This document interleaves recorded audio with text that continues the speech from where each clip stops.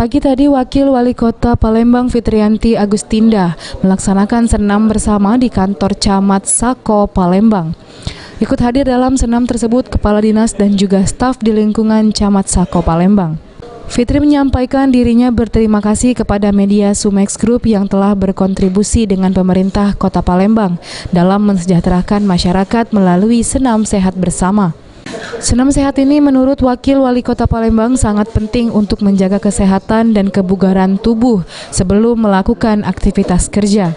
Dalam sambutannya, Fitri menyampaikan beberapa poin, diantaranya menghimbau warga untuk menjaga infrastruktur yang sudah diperbaiki pemerintah Kota Palembang, diantaranya perbaikan jalan. Kemudian bagi warga yang belum mendaftar Kartu Indonesia segera melakukan pendaftaran.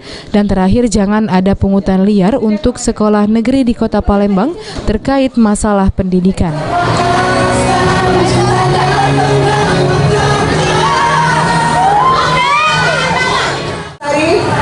Saya minta tolong infrastruktur yang sudah dibuat, sudah dijalankan, sudah dibangun untuk betul-betul dijaga.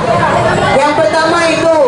Yang kedua yang ingin saya sampaikan pada kesempatan ini, tolong siapa saja warga Sako yang membutuhkan Kartu Indonesia Sehat untuk segera mendaftarkan ke kecamatan supaya kita uruskan Kartu Indonesia Sehat.